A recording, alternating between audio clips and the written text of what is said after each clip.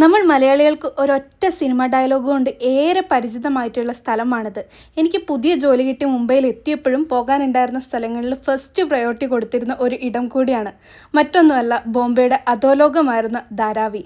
ഒരു കാലത്ത് ചോട്ടാരാജനും വരദരാജ മുതലിയാരും തുടങ്ങിയ ഗ്യാങ്സ്റ്റേഴ്സ് അടക്കി വാണിരുന്ന അണ്ടർവേൾഡ് ആയിരുന്ന ധാരാവിയിലൂടെ ഇന്ന് നടക്കുമ്പോൾ അത്രയ്ക്ക് രസമുള്ള കാഴ്ചകളല്ലായിരുന്നു. മുംബൈയുടെ മധ്യഭാഗത്തായി 500 ഏക്കറിൽ സ്ഥിതി ചെയ്യുന്ന ധാരാവി ലോകത്തിലെ ഏറ്റവും വലിയ ചേരിയായിട്ടാണ് അറിയപ്പെടുന്നത്. ഏകദേശം 10 ലക്ഷം ജനങ്ങളാണ് ഇവിടെ താമസിക്കുന്നത്. ഇതിലുള്ള ഇരുണ്ട ഗല്ലിയിലൂടെ നടന്നപ്പോൾ എനിക്കൊരു അപ്പൂപ്പനെ പരിചയപ്പെടാൻ സാധിച്ചു. അദ്ദേഹത്തിൻ്റെ ഫിഷ് കളക്ഷൻ കാണിച്ചു തരാൻ വേണ്ടി അദ്ദേഹം എന്നെ അദ്ദേഹത്തിൻ്റെ വീട്ടിലേക്ക് ക്ഷണിച്ചു. ഒരൊറ്റ മുറി, അതിലാണ് അടുക്കളയും കിടപ്പും എല്ലാം. ഇവിടുത്തെ എല്ലാ വീടുകളും തന്നെ ഇത്രത്തോളം ചെറുതാണ്. വീടുകൾ തമ്മിലിങ്ങനെ ഒട്ടിച്ചു വെച്ചതുപോലെ വളരെ ചെറിയ വഴികൾ, വെളിച്ചവും വായുവും ഇല്ലാതെ തുറന്ന സ്ഥലങ്ങൾ വളരെ അപൂർവമായിരുന്നു. ധാരാവിയിലെ പ്രധാന പ്രശ്നങ്ങളിലൊന്ന് മോശമായ ഡ്രൈനേജ് ആണ്. ഇത് കണ്ടില്ലേ, ഇതിലൂടെയാണ് ഇവരുടെ വാട്ടർ കണക്ഷനും വേസ്റ്റും എല്ലാം പോകുന്നത്.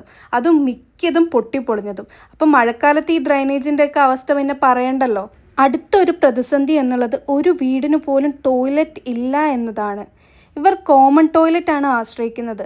1440 പേർക്ക് ഒരു ടോയ്ലറ്റ് ഒരു ദിവസം എന്നാണ് കണക്കുകൾ പറയുന്നത്.